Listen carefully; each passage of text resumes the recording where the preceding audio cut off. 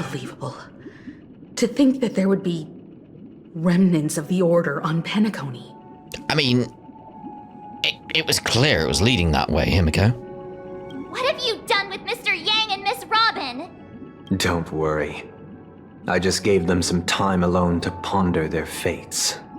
You should know that these actions make you an enemy of the Astral Express. Should we need to stand against the Nameless, it would only be myself and the Oak family involved. But we haven't reached that point yet, have we? Your efforts for the justice of Penacony are evident to everyone, and have been widely observed. Smart kid. You're just as sharp as the other one. If it is the Order that drove you to imprison Welt and Robin, and you're using them to coerce our compliance, then there'll be no point in entertaining any type of discussion. You're mistaken, Miss Himiko. They are in very safe hands, and just as the family has always proclaimed, no one can be harmed in the dreamscape, least of all in the beautiful new world belonging to the Order. Penacony and the entire universe have witnessed far too much innocent bloodshed. The strong wield their blades against the weak, and the victors push the vanquished to the brink of life. Natural selection. The world abides by this principle, establishing the well-being of humanity atop the corpses of the downtrodden. Only we, or rather, I, possess the power to put an end to this farce. So you've decided to resurrect a dead Eon? No one's ever done such a thing. If Miss Himiko is interested, let's draw back the veil and speak candidly. I've always firmly believed that people can understand one another through peaceful means. I'm willing to divulge the unembellished truth as to the intentions of the Order's Pathstriders, so that you will make better judgment for the Astral Express, for Penacony, and for this stretch of the universe. Words can hardly do justice to the beauty of that ideal. So, come with me, everyone. Let us retrace our steps, and see once again where this road leads. Is it a constantly ever-evolving, eternal staircase, perhaps? Huh? Where'd he go? I don't think he was ever there, March. Welcome. This isn't any location in Penacony's dreamscape. It's my inner world. The reason the scenery before you remains unchanged is because your consciousness has drawn on similar concepts to fill in the gaps. Interesting eye shape there. You've imprisoned us? Did you do the same to Welt? It's a tuning process. Stronger in effect and more draining on the mind. The gray-haired guest has experienced it before, so she should understand what it entails. It's not grey, damn it! Tuning allows you to intuitively grasp my feelings, which also means that I cannot hide anything from you. Now, everyone, please look at the huge screen. The road we once took begins here.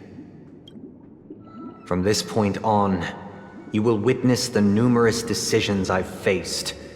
I've selected a portion of these to share with you. What happened to the birdie? On the right, it does not look good. I'm assuming that's when it fell. I believe after going through similar predicaments, you'll be able to better understand my thoughts. Let's begin. The first decision. A story about a baby bird. This story happened when Robin and I were very young. We were victims of the Stellaron disaster, and the family's Mr. Gopher Wood, who would later become the Dream Master of Penacony, saw that we siblings had no one to turn to and took us in. Later on, Robin and I lived a time with nary a care in the world. One day, after dinner, while my younger sister and I were lounging about in Mr. Gopher Wood's yard, we spotted a fledgling Charmony dove all on its own. That baby bird was tiny. It didn't even have all of its feathers, and it couldn't sing. When we found it, it was already on its last breath, having fallen into a shrub, probably abandoned by its parents. We decided to build a nest for it right there and then. However, thinking back, that winter was unusually cold, with fierce winds at night in the yard, not to mention the many poisonous bugs and wild beasts in the vicinity. It was clear that if we left the fledgling in the yard, it stood no chance of surviving until spring. So, I suggested we take it inside, place it on the shelf by the window, and asked the adults to fashion a cage for it. We decided that when it regained its strength enough to spread its wings, we would release it back into the wild. The tragic part, something that we'd never considered, was that this bird's fate had already been determined long before this moment. Its destiny was determined by our momentary whim. Now, I pass the power of choice to you all. Faced with this situation, what choice would you make? Ooh. I'm hoping it is going to go through with that and like we explore that different route. Stick to the original plan and build a nest with soft net where the Charmony dove fell, or build a cage for it and feed it, giving it the utmost care from within the warmth of a home. I eagerly await your answer. I mean, based on the two, I'm actually like, yeah, like it's that case of like, sure, you could look after it forever, but then it's that whole idea of like it wouldn't learn to fly. It's like I'm more like build a nest on the spot, give it a chance, like look after it, but sort of within the context of it has to look after itself as well. It still has to grow. That's why it's like with the choices between like the dream and the real world, I'm sort of like an in-between, where it's like it has its merits in some locations, but other places it doesn't. It's like, yeah, build a nest on that spot. So yeah, original plan, build a nest with soft net where the dove fell. Interesting. Since you've made up your mind, allow me to reveal what fate this choice will bring to the fledgling. This is the thing, it's like, would it change my mind? Like, no. Because even if this bird dies as a result of that, it's that case of if it happened again, would I still make that choice? It's like, yes. Because that would be a different set of circumstances. Maybe the next time the bird would survive or something like that. It's like, again, he's very sort of like, well, this one example fits all things at the moment anyway. From what I've observed, there are at least 3 predators in that yard that prey on small birds. The Vosicle scorpion, Asdana wolverine, and the Huntington winged snake. Why didn't you provide me with this information beforehand, mate? That would have been vital information to inform me of the situation, because then it'd be like, not just build a nest, but this is why it's like, it's a middle ground, where it's like, build a nest, but ensure the predators can't get at it while it recovers. Like set up traps for the other animals or something like that. Like, you know, like to deter them, that is, not to hurt them. Like you could set up such traps. It's just that case of like, without that information, I couldn't have pursued that point. Mate, this is why I go to the point of, okay, so first time that happens, oh dear, a predator got it.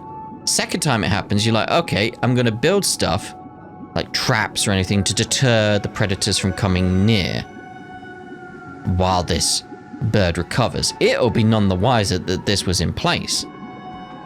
Again, middle ground. Even if they shy away from humans, these animals are still near apex predators in a fenced location like a yard. In such a location, Only one fate awaits that little Charmony dove. A painful death.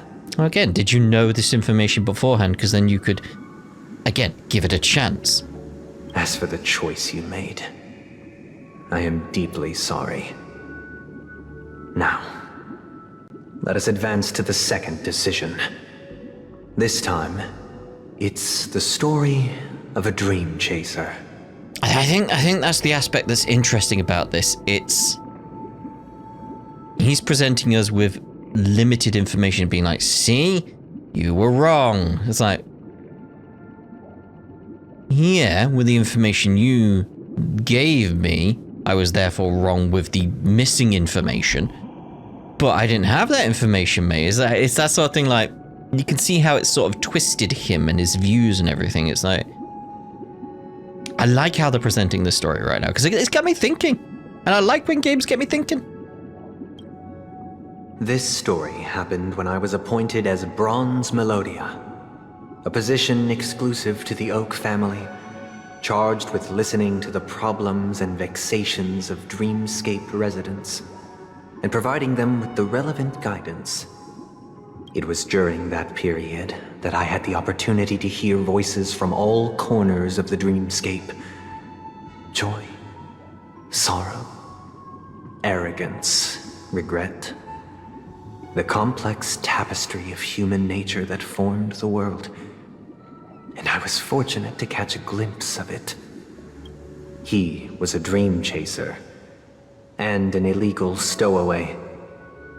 Just like the rest of them, he came to Penacony in search of a better life, except that, to most people, the price he paid, I suppose you could say it was everything. He told me, I sold everything I could at home. The house, the land, even his 2 children. He said he could not afford to raise them, and that at least they could eat if they lived as slaves.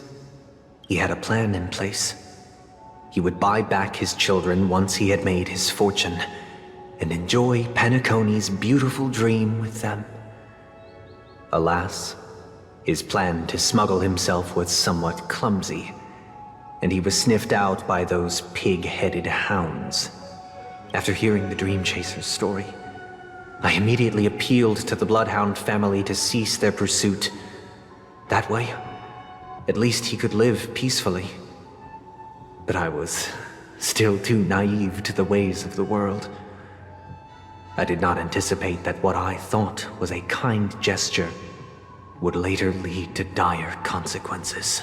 See, this is the point. He's caught on, like, little examples that, like, he did a good deed and that led to a bad outcome. So he assumes, like, well, that's gonna be the case for, like, most situations then, isn't it? It's like, no, mate, no. Like, you're viewing the world wrongly. I'll tell you the outcome soon. For now, I'd like you all to make a choice. Will you do as I did, and try to convince the Bloodhound family to stop their pursuit, so that the Dream Chaser may live peacefully and realize his wishes? Or will you remain silent, leaving him to languish while the hounds are hot on his heels, until his inevitable judgment arrives? I look forward to everyone's decisions. Who knows? Perhaps they might even alter the outcome of this tragedy. Wait, can we do that?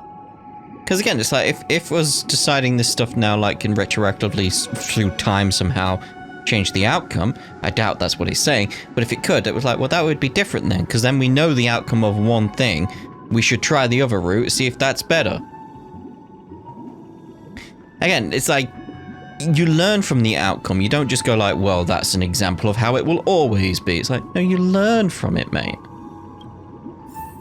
That doesn't seem to be what you're doing. It's like, I'm going to go with what he did, though.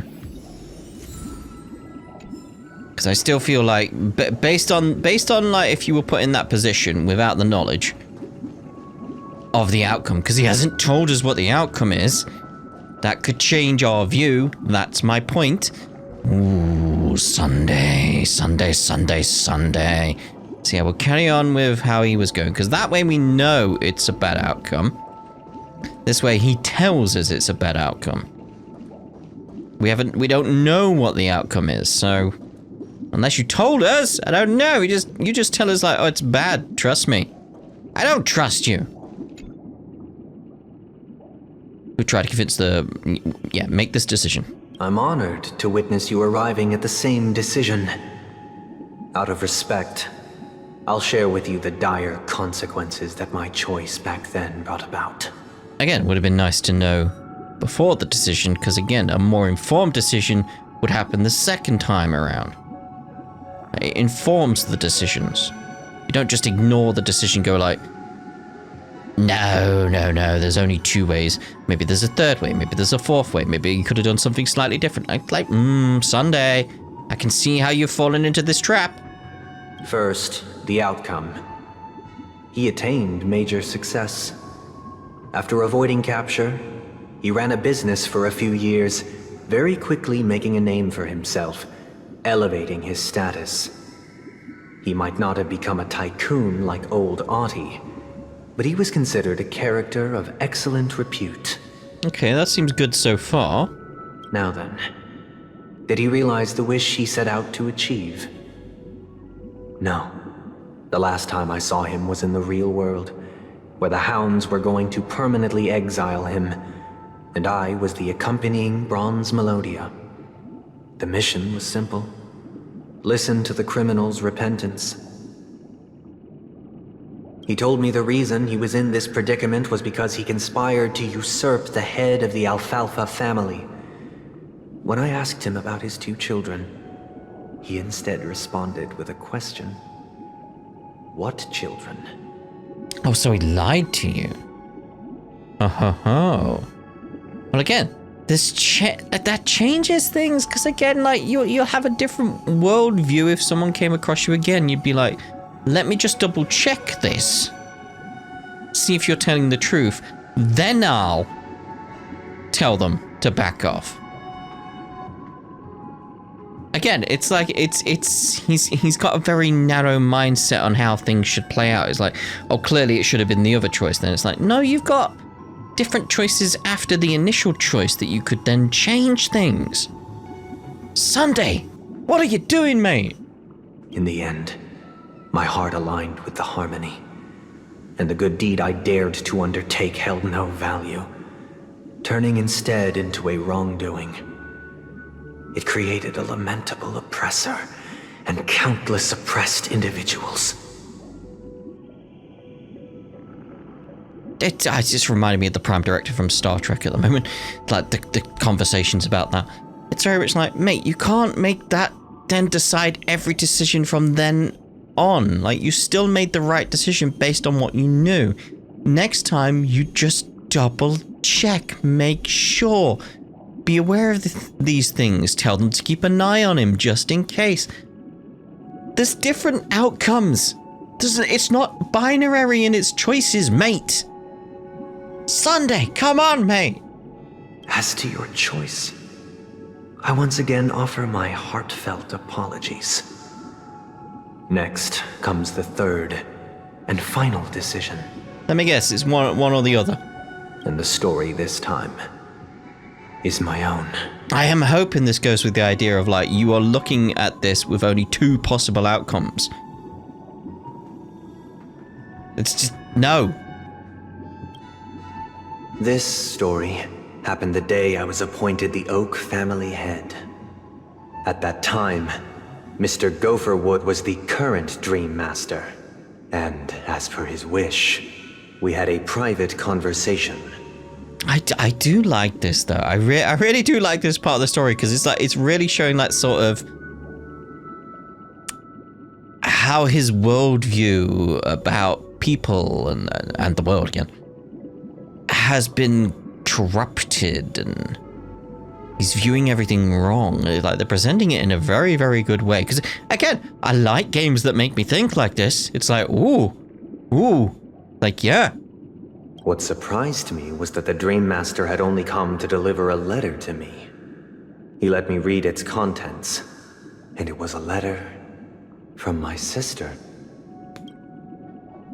The letter contained the usual pleasantries, anecdotes from her travels. Nothing out of the ordinary. Just as I started wondering how this letter related to our discussion, the Dream Master began to speak. I'm wondering if we're going to get like a bigger version of this CG. This feels like it's a small fragment of a bigger CG, like it's going to zoom out kind of thing. Do you know who wrote this letter? My sister, of course. But why would you personally visit me to hand me a letter from my sister containing mere trivialities? To help you grasp the full scope of this issue. Do you know where Robin is at this moment? From what the letter indicates, she must be in Caspelina 8, correct? She's touring there right now. Correct. Has she mentioned anything about a stray bullet? A stray bullet? What? A war has broken out on that planet. It is because of this very reason that Robin chose this destination. To spread the word of the Harmony. And to save the lives of that planet. She personally made for the front lines. She hoped to ease the people's suffering with song, and was willing to brave mortal danger to deliver the IPC's medical supplies. Unfortunately, stray bullets show no such compassion. Is she all right? If the operation was successful, she should probably be recovering in the field hospital. By the eon above, the bullet struck her neck directly, yet possibly as a reward for her consistent deeds of harmony. It didn't hit any vital arteries. Once you've attended to your outstanding tasks, it'd be advisable to write her back as soon as possible. Those damned savages! I'll pack my bags right away. My gratitude for bringing this to my attention, Mr. Gopherwood. Now you understand why she always wears such elaborate neck ornaments, don't you? To hide the scar. How could this happen? Miss Robin. It's all in the past, so please don't worry. I share this in the meager hope that you will understand the Harmony's limitations and predicament. As grandiose as the strong defending the weak sounds, many times, it is nothing more than wishful thinking. Again, it's his view, like many times it's wishful thinking. It's like, yeah, many times it probably is, but there are other times when it's not. And those times where it's not are important. Likewise, I've prepared one last question, one last choice. But rest assured, this choice will not have any grave consequences, because this is merely a figment of imagination, a nightmare that has haunted me through countless nights. If you ever had the opportunity to make a choice like I did, would you still support Robin's journey on the path of harmony?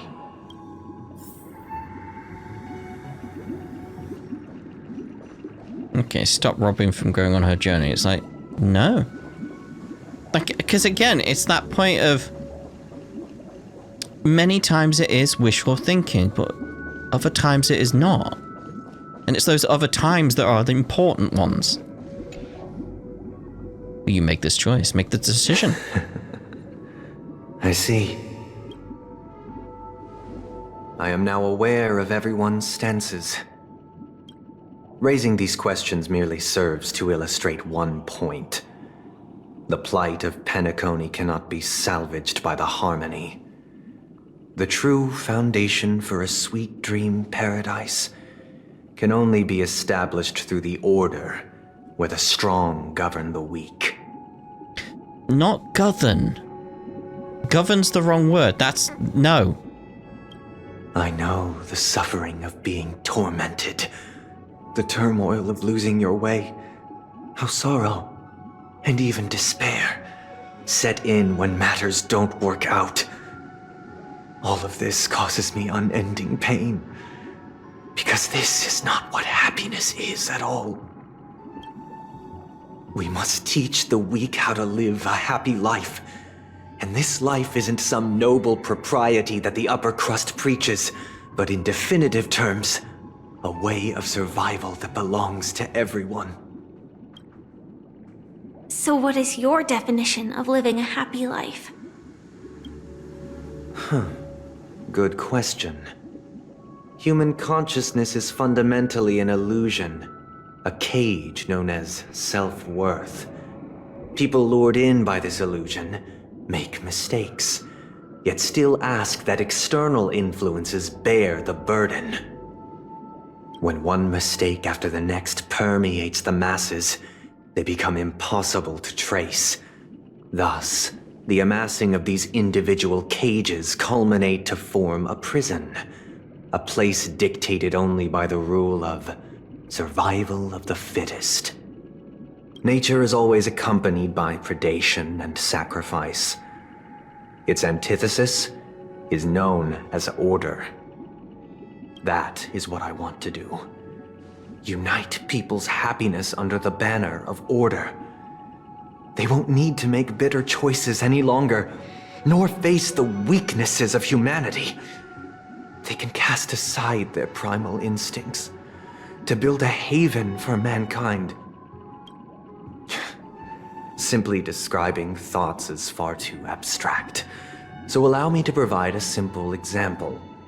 As you all may know, there are societal norms like weekends and long weekends that exist on some worlds. Oh, I do like it when we get a long weekend in the UK. 4 days off in a row. Oh. During these hard-earned rest days, people are given the chance to extricate themselves from the stresses of everyday life, allowing a certain tranquility to return to their souls. And it is only on these days that people do not have to adhere to the law where the strong prey on the weak. They can live out their lives happily during these brief intermissions. It's just a pity that 2 or 3 days are still too fleeting compared to the span of a lifetime. From where I stand, society's ideal system should be 7 rest days. Following Sunday, there should ensue a second, a third, and indeed an infinite procession of Sundays. This should be the face of the new world. Idyllic, eternal, peaceful days. And thus, every person can return to their base selves in this utopia. Some gaze in reverence at the stars, pouring their whole beings into calculating the distance between us and the isolated world of Pagana. Meanwhile, some seek refuge in quiet corners, holding one another, unencumbered by the chains of unwelcome obligations. There would be no need to bear the hardships of reality. Only in this way can humanity face the inevitable end with the purest of spirit, living a life of dignity. This is what it is to live in bliss. Miss Firefly, you who are stricken with entropy loss syndrome, you of all would surely understand this. I knew it was going to bring up that aspect. Because again, it's like with the old man. It's like, yeah, Firefly's got something similar going on. It sounds like a flawless theory. It does not sound like a flawless theory. What are you on about?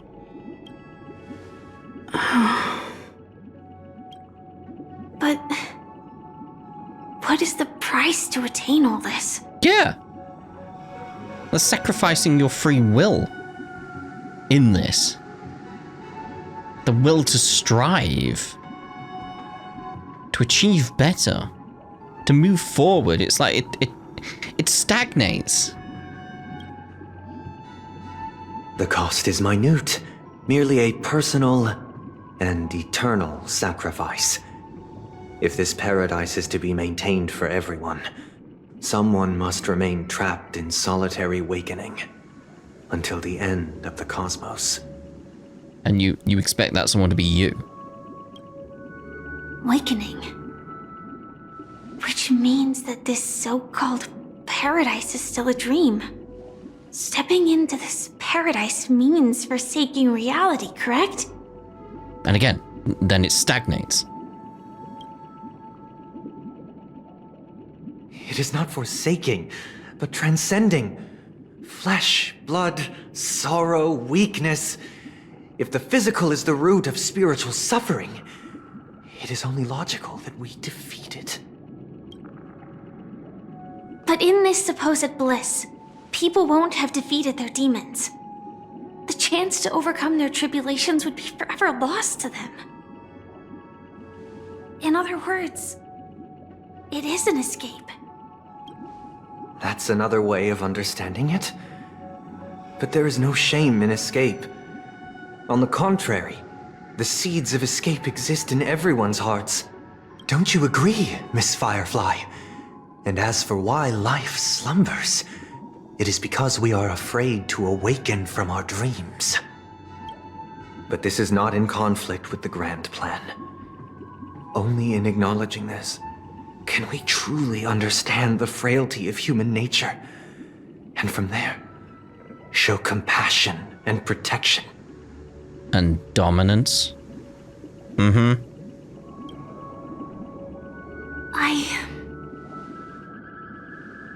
I admit that you are a born leader. Your perspective on humanity brims with pessimism. Yet you express compassion for all, even when your heart pities them. But unlike you, I live for the self. From my perspective, individuals making choices for themselves is their birthright. The want to escape may be innate in the weak. But whether they are weak or not, it is not up to another to decide. Perhaps in your mind, you also view me as weak? Because I don't think so. Since Miss Firefly has said her piece, the Astral Express will also naturally give you our answer. We'll leave it to you, just as Mr. McHale instructed before. Tell him our choice. I'd love it if there was a choice where it was like, sorry, I wasn't listening, what's happening?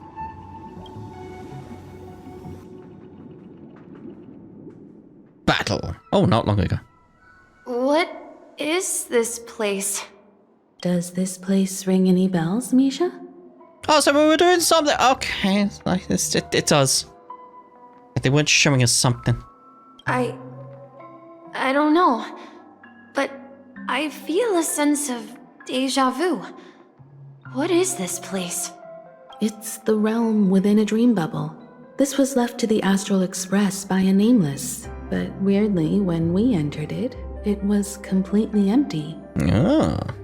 Dr. Edward from the Dreamscape sales store told me that dreams are formed from memories, and a dream bubble can't take shape if its core is empty.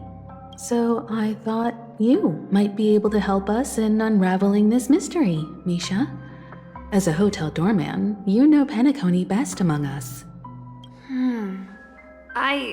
I don't know much about dream bubbles, but if you want to figure out what this mansion is, I'll do my best. I'm counting on you then. Himeko, I still don't get it. Why were you so sure that Misha had a connection with this dream bubble? I wasn't sure. It was just a hunch. But since Misha feels familiar with this place, my hunch might be correct. I mean, seeing as the place has appeared, yeah. Place feels a bit nostalgic. Exactly. This is where you and Firefly encountered death, which we now know as dormancy. Considering its connection to Dreamflux Reef, it's not surprising it appeared here. Wait a minute. The question now is, who brought you here? Based on the clues we have so far, it's unlikely to be that masked fool. So identifying them is crucial to us. Yes. We're drawing closer to the truth once more. Let's give Misha some time, as I believe he'll unveil the secret of this dream bubble. Alright, but there are doors all over the place. Which one should we choose? Do you have any idea, Misha? I guess. Maybe this way? Well, in this part here, and in the next part, we'll follow Misha. I feel like some connections are forming in my head in regards to Misha here. The fact this place has appeared and its connection to death, or what was it? I can't remember how they phrased it now. Like slumber, that's how I want to call it. Takes them to the other layer of the dream. What's going on with Misha?